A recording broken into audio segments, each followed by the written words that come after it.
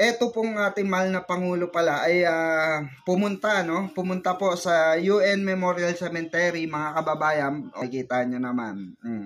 Hindi po nagtitiktok baka mamaya sabihin nyo, anong ginawa ni Pangulo mo dyan? Nagtitiktok ba? Ay, hindi po siya si Sara Duterte.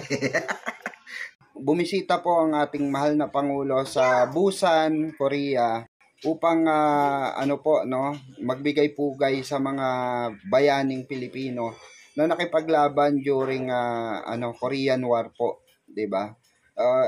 Pinakita lang ng ating mahal na Pangulo dito, mga kababayan, na talagang respeto sa mga namayapa na nakipaglaban. Marami rin ng mga Korean na nakakaalam niya na iyan, bumisita ang ating mahal na Pangulo, nakikita nyo naman, ayan po, 'di ba?